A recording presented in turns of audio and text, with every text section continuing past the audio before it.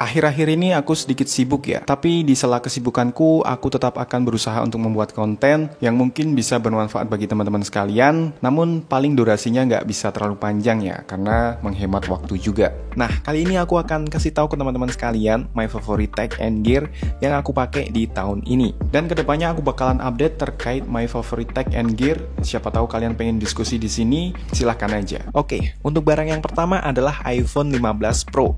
Yap, iPhone ini menjadi HP utamaku sebagai pengganti iPhone 14 Pro ku yang udah aku jual. Nah, yang paling aku suka dari iPhone 15 Pro adalah sekarang dia tuh udah punya port USB-C, yang dimana pada iPhone 14 Pro masih pakai Lightning port. Jadi sekarang aku bisa pakai satu kabel USB-C aja untuk beberapa deviceku. Untuk urusan performa ini gokil banget, karena udah ditenagai dengan chip A17 Pro yang merupakan chip iPhone terbaik saat ini. Di samping itu, iPhone 15 Pro juga mengalami peningkatan di kameranya, walaupun tidak terlalu signifikan. Namun ini kepake banget kok. Salah satunya adalah noise-nya jadi lebih minim ketika di pencahayaan yang kurang proper, baik itu video maupun hasil fotonya. Kemudian di sektor build and quality mengalami improvement yang cukup baik ya, yaitu pada bahan dari frame-nya yang sekarang udah pakai titanium. Selain jadi lebih keren, iPhone-nya juga jadi lebih kokoh tentunya. Oke, lanjut yang kedua yaitu Samsung Galaxy S23. HP ini aku jadiin sebagai HP keduaku untuk mendampingi iPhone 15 Pro ku ya. Dan aku sangat suka banget dengan HP ini.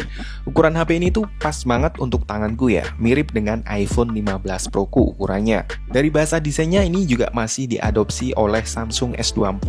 Hal ini menjadikan Samsung S23 ini berasa HP baru terus ya. Kemudian harga dari Samsung S23 ini juga udah turun ya, selisih 3-4 juta dengan Galaxy S24, yang dimana kalau orang lihat HP ini tuh mungkin nggak bisa bedain ini HP Samsung seri apa. Apakah S24, A55, atau A54. Dan yang jelas untuk performa HP ini masih sangat bisa diandelin. Mau buat main game, grafiknya oke banget. Mau buat foto, hasilnya juga nggak kalah keren dengan iPhone 15 Pro.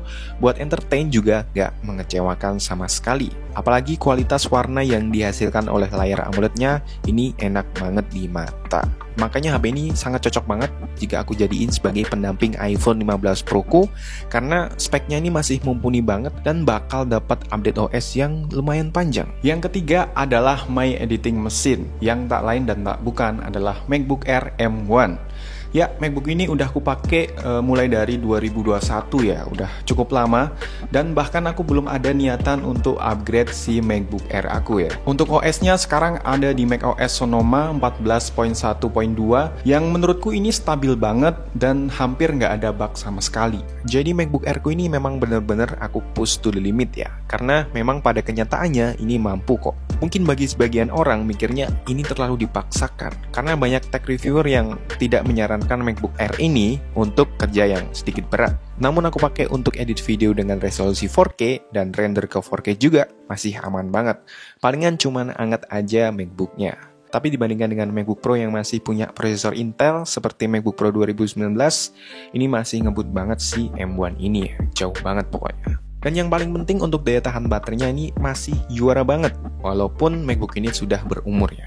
Dan aku cek untuk harga barunya sekarang ada di 11 sampai dengan 12 jutaan. Menurutku ini masih worth it banget kok. Oh ya, kemarin aku baru aja dikirimi MacBook Sleeve dari Civilian. BTW thank you banget udah support channel ini. Dan ini barangnya, ini kebetulan banget ya, karena MacBook Sleeve-ku yang lama tuh udah rusak. Sleeve ini kualitasnya bagus, jahitannya rapi dan presisi. Menurutku ini salah satu yang terbaik di range harga 300 ribuan. Kemudian ini desainnya slim banget dan premium ya. Materialnya terbuat dari PU leather dan Japanese satin lining yang elegan dan kuat tentunya. Di bagian covernya terdapat magnet, jadi cukup aman. Di bagian depan ini ada 2 kompartemen yang bisa kita isi handphone misalnya. Kemudian selain bisa menampung MacBook Air-ku, sleeve ini juga bisa untuk naruh barang lain di bagian belakang. Aku coba masukin Nintendo Switch, kemudian di sini aku masukin USB hub, mic wireless, mouse, dan AirPods. Sleeve ini juga udah water resist tentunya, jadi cukup aman ketika terkena percikan air atau buat gerimis-gerimisan juga bisa banget. Pokoknya sleeve ini worth it banget ya. Dan untuk link pembeliannya nanti akan aku cantumkan di bagian deskripsi dari video ini ya. Kemudian di urutan yang keempat ada benda kecil ini. Ya, ini adalah AirPods generasi ketiga, bukan yang Pro ya. Karena aku memang gak suka yang ear-in gitu modelnya. Nah, AirPods generasi ketiga ini punya kualitas suara sesuai apa apa yang aku mau dan yang aku butuhkan. Untuk clarity-nya ini bagus banget ya, dan untuk soundstage-nya ini terasa luas banget.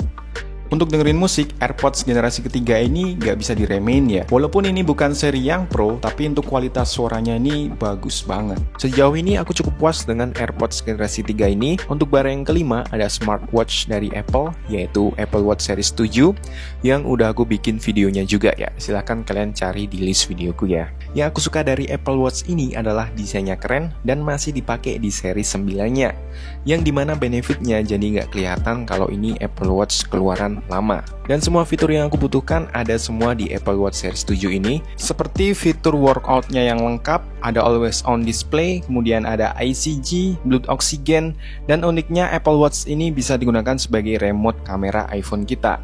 Jadi kalau kita mau foto pakai kamera belakang, Apple Watch-nya bisa dijadikan sebagai layar kameranya. Tinggal posisiin aja begini dan tinggal action aja ya. Untuk fitur remote kamera ini ada di setiap Apple Watch. Kemudian Apple Watch ini bisa dibuat untuk nyari iPhone kita ketika kita lupa naruh si iPhone-nya. Tinggal kita tekan tombol di bawah crown-nya dan klik logo iPhone-nya yang berdering ini, lalu iPhone kita nanti akan berdering. Dan ini sangat kepake banget. Jadi Apple Watch ini sangat membantu banget dalam aktivitasku sehari-hari. Dan semua fitur yang aku butuhkan ada semua di Apple Watch Series 7 ini.